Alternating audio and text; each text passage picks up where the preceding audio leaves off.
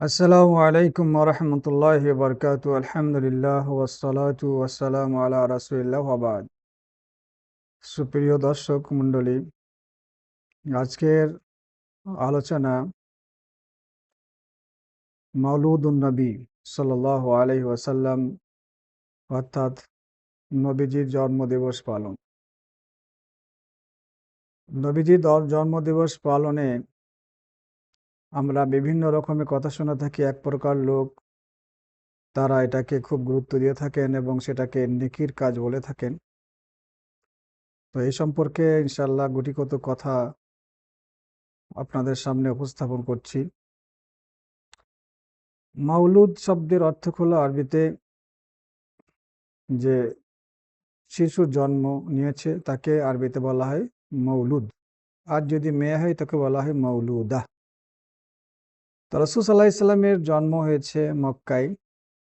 এটা আরবিতে বলতে হলে বলতে হবে আসল মাউলিদ, তার মানে জন্মস্থান অথবা জন্মের সময়। সেখান থেকে এটা এসেছে মিলাদ। তো এই প্রসঙ্গে কথা আরম্ভ করার পূর্বে একটা প্রশ্ন, বিশেষ করে নবী সাল্লাল্লাহু আলাইহি ওয়াসাল্লামের জন্মদিবস পালন নবী সাল্লাল্লাহু আলাইহি সাল্লাম করেছিলেন? উত্তর না। তারপরে সর্বোত্তম মানুষ যারা রসুলের সাহাবী, যারা রসুল সাল্লাল্লাহু আলাইহি সাল্লামকে দেখেছেন, তার সঙ্গে দিন গ্রহণ করেছেন, তার মধ্যে বিশেষ করে চার খলিফা রাদিয়াল্লাহু আনহুম, তারা কি রসুল সাল্লাল্লাহু আলাইহি সাল্লামের জন্মদিবস পালন করেছেন? উত্তর না। তারপরে উত্তম মানুষ হচ্ছে তাবেঈনগণ, তারাও কি এই জন্মদিবস পালন করেছেন? উত্তর না। তারপরে তাবেঈনগণ, এরাও ভালো মানুষ ছিলেন, তারা কি রাসূল সাল্লাল্লাহু আলাইহি ওয়াসাল্লামের জন্মদিবস পালন করেছিলেন? উত্তর না। এই তিন যুগের মানুষ উত্তম যুগ। আল্লাহ রসুল নিজেই বলেছেন, খায়রুন নাসি কারনি সুম্মাল্লাযীনা ইয়ালুনাহুম সুম্মাল্লাযীনা ইয়ালুনাহুম। আমার যুগের মানুষরা উত্তম মানুষ, তারপরের যুগের মানুষরা উত্তম, তারপরের যুগের মানুষরা উত্তম মানুষ। তো এই তিন যুগে যারা মানুষ ছিলেন তাদেরকে কুরুনে মুফাদ্দালা বলা হয়। তো এই যুগের মানুষের পক্ষ থেকে কোনো অবস্থাতে প্রমাণিত নয় যে রাসূল সাল্লাল্লাহু আলাইহি সাল্লামের জন্মদিবস পালিত হয়েছে।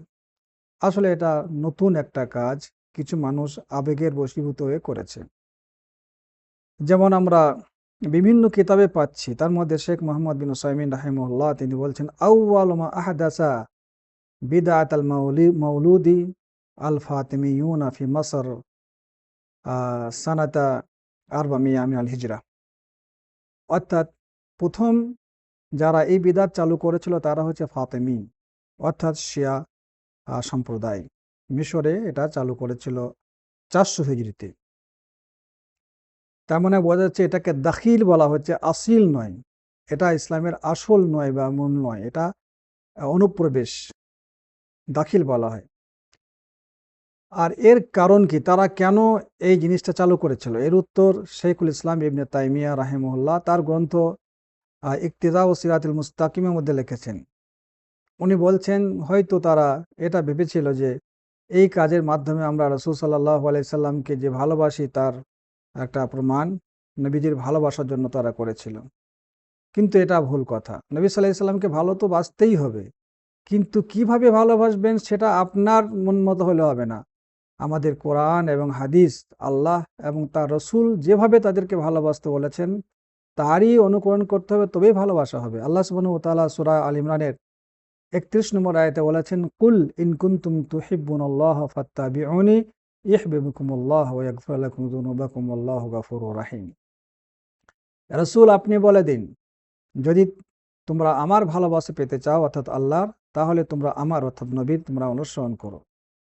তাহলে আল্লাহকে ভালোবাসা, আল্লাহর ভালোবাসা এবং রসুলের ভালোবাসা পেতে হলে রসুল সাল্লাল্লাহু আলাইহি ওয়াসাল্লাম আনুগত্য করতে হবে। নিজের ইচ্ছা মতো যা ইচ্ছা তাই করব, সেটা আল্লাহ ভালোবাসবেন, রসুল ভালোবাসবেন সেরকম নয়। সুতরাং রসুল সাল্লাল্লাহু আলাইহি ওয়াসাল্লামের ভালোবাসার প্রতীক তার জন্মদিবস পালন নয়। যদি হতো তাহলে প্রথম থেকে আল্লাহ রসুল করতেন, সাহাবীরা করতেন। আর দ্বিতীয় হচ্ছে, এইভাবে এই জন্যই তারা করেছিল এটা চালু, যে তারা দেখলো যে খ্রিস্টানরা ঈসা আলাইহিস সালামের জন্মদিবস পালন করছে, তাদের নবীদের জন্মদিবস পালন করছে। তো এরা ভাবলো যে আমাদের নবী তো সবচাইতে উত্তম, সঠিক। আমাদের নবী হচ্ছেন সাইদুল আম্বিয়া ওয়াল মুরসালিন, এতে কোনো সন্দেহ নেই। তাই বলে কোনো সম্প্রদায় যদি তাদের নবীদের জন্মদিবস পালন করে, তারই ওপরে জিদ করে বা তাদের ওপরে মানে করে তোমার সম্মান বাড়াইতে গিয়ে আমাদের নবীজি যে আপনি মিলাদুন্নবী চালু করবেন, এটা কোনোদিন ভালো কাজ হতে পারে না।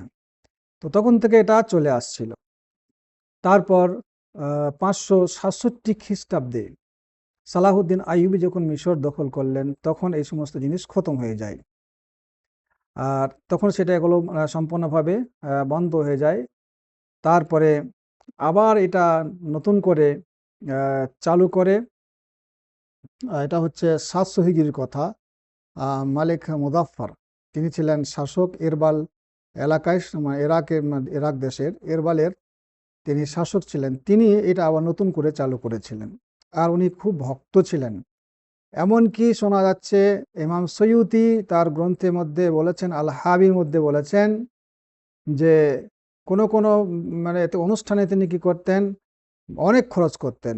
শোনা যাচ্ছে এবং কিতাবে লেখাও রয়েছে যে এক এক অনুষ্ঠানে তিনি হয়তো 5,000 ছাগল, 1,000 মুরগি, 300 ঘোড়া এবং ছোট ছোট খাবার পাত্রে খাবার 1,00,000 এবং বড় ধরনের হালুয়ার প্লেট 30,000, এরকম ধরনের বড় বড় প্লেটে খাবার রেখে হাজার হাজার টাকা তিনি খরচ করতেন এই মিলাদ অনুষ্ঠানের জন্য। আর মিলাদ শুরু হতো জোহর থেকে নিয়ে একদম ফজর পর্যন্ত। এই ধরনের কাজ তিনি করেছেন। তারপর থেকে আমাদের বর্তমানে যে ধরনের অনেক মানুষ তারা এটা করে আসছে, আর সেটাকে ইসলামের কাজ বলে সেটাকে দাবি করছেন, সওয়াবের কাজ বলে সেটা দাবি করছেন এবং দলিলে পেশ করছেন। দলিল তারা দিয়ে থাকে যে তারা বলে থাকেন যে কোরআনেই মিলাদের কথা বলা আছে। সেটা হচ্ছে সূরা আহজাবের 56 নম্বর আয়াত, ইন্নাল্লাহা ওয়া মালাইকাতুহু ইউসাল্লুনা আলান নবী ইয়া আইয়ুহাল্লাযীনা আমানু সাল্লু আলাইহি ওয়া সাল্লিমু তাসলিমা। আল্লাহ বলছেন যে তোমরা মুমিনরা তোমরা কি করো, নবীর উপরে সালাত পাঠ করে থেকে সালাম দাও। আর এই আয়াত যখন অবতীর্ণ হয়, তখন সাহাবীরা বিপাকে পড়ে গেলেন যে আমরা নবী সাল্লাল্লাহু আলাইহি সাল্লামের উপরে সালাম দিই, কিন্তু সালাত কেমন করে আমরা পাঠ করব তার উপরে। তারা সাহাবীরা কি করলেন, রাসূল সাল্লাল্লাহু আলাইহি এটা হাদিস তাফসীরে রয়েছে, বর্ণনায় রয়েছে, বুখারীর বর্ণনা রয়েছে, তাফসীরে তাবারির মধ্যে খুলে দেখুন, অন্যান্য যেটা রিওয়ায়াতের তাফসীর রিওয়ায়া, সেই তাফসীরের মধ্যেই হাদিস এসছে। বুখারীর হাদিস রয়েছে, আল্লাহ রাসূল তখন বললেন তাদেরকে যে কুল আল্লাহুম্মা সাল্লি আলা মুহাম্মাদিন ওয়া আলা আলি মুহাম্মাদ কামা সাল্লাইতা আলা ইব্রাহিমা ওয়া আলা আলি ইব্রাহিম ইন্নাকা হামিদুম মাজিদ। এই দরুদ ইব্রাহিমি কথা এখানে বলা হয়েছে। কিন্তু এখন বর্তমানের যুগে কিছু মানুষ তারা বলছেন এইটা হচ্ছে মিলাদের আয়াত।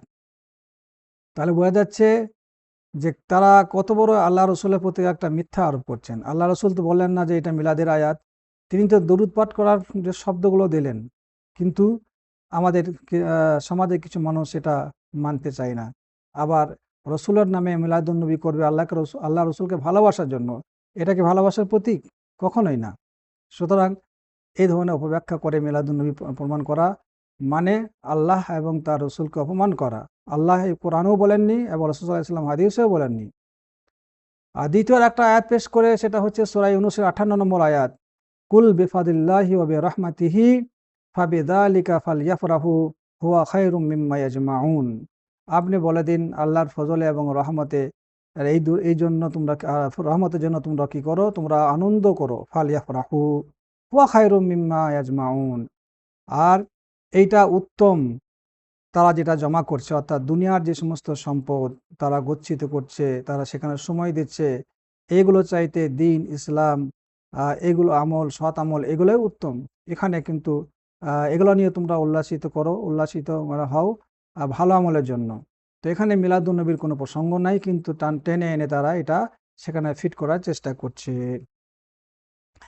তাছাড়া একটা হাদিস তারা পেশ করে, মুসলিমের হাদিস 1162 নম্বর হাদিসে রাসূল সাল্লাল্লাহু আলাইহি সাল্লামকে জিজ্ঞেস করা হয়েছিল, আন কাতাদা আল আনসারী রাদিয়াল্লাহু আনহু আন্না রাসূলুল্লাহ সাল্লাল্লাহু আলাইহি ওয়াসাল্লাম সুইলা আন সাওমিল ইথনাইন।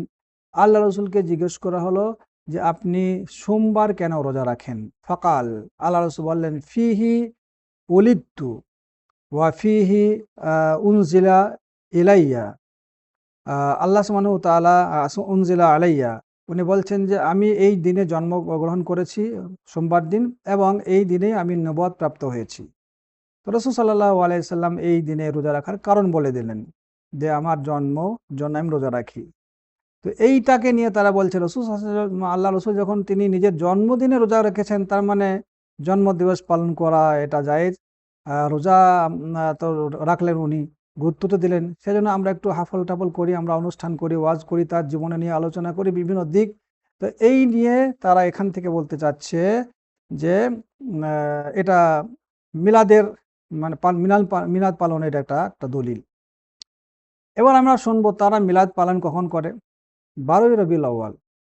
12ই রবিউল আউয়াল মিলাদ পালন করা, এটা সঠিক মানে তথ্যে যেটা গবেষণামূলক মানে আলোচনার মধ্যে যেটা এসেছে সেটা 9 তারিখে, 9 রবিউল আউয়াল। 12 এটা ইখতিলাফ রয়েছে, কিন্তু যদিও ধরে নেওয়া যায় ঠিক আছে, আল্লাহ রসুল 12ই রবিউল আউয়াল তিনি জন্মগ্রহণ করেছিলেন। তো রসুল সাল্লাল্লাহু আলাইহি সাল্লাম কোনো জায়গায় 12ই রবিউল আউয়াল তিনি জন্মগ্রহণ করেছেন এ বলে যে রোজা রাখা বা আর কিছু এই ধরনের কোনো কথা তিনি বর্ণনা করেননি। তো আল্লাহ সুবহানাহু ওয়া তাআলার শুকরিয়া জ্ঞাপনের জন্য তিনি সোমবারে কথা বলেছেন। তো সেই সোমবার প্রত্যেক সপ্তাহে আসে, প্রত্যেক মাসে আসে, আর প্রত্যেক বছরেও আসে। কিন্তু 12ই রবিউল সোমবার হতেও পারে বা শনিবারও হতে পারে। তো আল্লাহ রসুল কিন্তু মেনশন সোমবার করেননি, তিনি সোমবার করেছেন, 12ই রবিউল আউয়াল করেননি। তো এদের মোশন টার্গেট হচ্ছে ডাইরেক্ট 12ই রবিউল আউয়াল, সেটা শনিবার হোক আর বুধবার হোক। রাসূল সাল্লাল্লাহু আলাইহি সাল্লাম কিন্তু শনিবার বুধবারের কথা বলেননি, তিনি সোমবারে রোজা রাখতেন। আর এটাই হচ্ছে আল্লাহ রসুলের মানে হাদিস থেকে প্রমাণিত। আমরা বলবো যদি আপনারা আল্লাহ রসুলকে প্রকৃতপক্ষে ভালোবাসেন তাহলে তাঁর জন্মদিনে রোজা রাখুন, এটা জায়েজ আছে। প্রত্যেক সপ্তাহে সোমবারে রোজা রাখুন, এবং প্রত্যেক মাসে রাখুন, যতগুলো সোমবার আসবে, এবং বছরে যত সোমবার আসবে রাখুন। কিন্তু তা তো রাখেন না। ওই 12ই রবিউল আউয়ালে বাৎসরিক একবার ধুমধাম করে নেন, কিন্তু সেই দিন আবার খাওয়া দাওয়া করেন। রাসূল সাল্লাল্লাহু আলাইহি সাল্লামের জন্মদিবসের তারিখটাই যদি আপনি ধরেন, যে সেই তারিখ তো আল্লাহ রসুল রোজা রেখেছেন, সে সোমবার হোক আর বুধবার হোক আমাদের হিসাবে, কিন্তু আপনারা তো রোজা রাখেন না। এই হাদিস থেকে কেমন করে 12ই রবিউল আউয়ালের হবে, জন্মদিবস পালন মানে করা প্রমাণ হবে? এটা হতেই পারে না। তো রাসূল সাল্লাল্লাহু আলাইহি সাল্লাম সোমবারে রোজা রেখেছিলেন 3টে কারণে, এখানে দুটো বর্ণিত হয়েছে। একটা হচ্ছে যে তাঁর জন্ম দিবস এটা, আর দ্বিতীয় হচ্ছে তিনি এই দিনে নবুয়তপ্রাপ্ত হয়েছিলেন, আর তৃতীয় হচ্ছে এই দিনে সকল বান্দাদের আমল আল্লাহর কাছে পেশ করা হয়। তাই আল্লাহ রসুল পছন্দ করতেন যে আমার আমলটা আল্লাহর কাছে পেশ করা হোক, আর আমি সেই সময় রোজা থাকি। এটা আল্লাহ রসুল নিজে বলেছেন। এটা তিরমিজির 747 নম্বর হাদিস।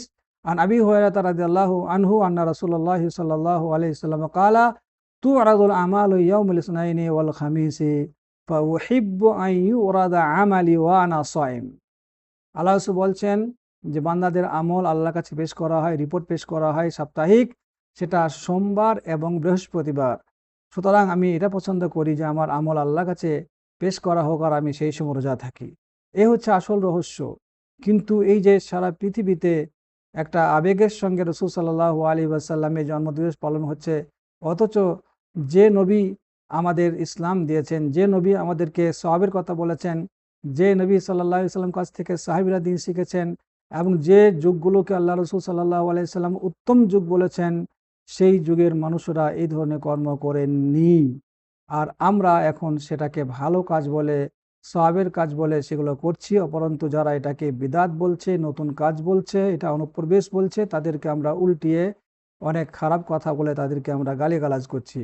আল্লাহ সুবহানাহু ওয়া তাআলা আমাদের সকলকে বোঝার তৌফিক দেন, এবং সঠিক যেটা যেভাবে আল্লাহ এবং তার রসুলের ভালোবাসা আমরা পাবো, আর যে পথ আল্লাহ এবং তার রসুল আমাদেরকে বলে দিয়েছেন, সেই পথ যেন আমরা অবলম্বন করতে পারি, এটা কামনা করে এই সংক্ষিপ্ত আলোচনা শেষ করছি। আল্লাহ আমাদের সকলকে সুমতি দান করুন। আসসালামু আলাইকুম ওয়া রাহমাতুল্লাহি ওয়া বারাকাতুহু।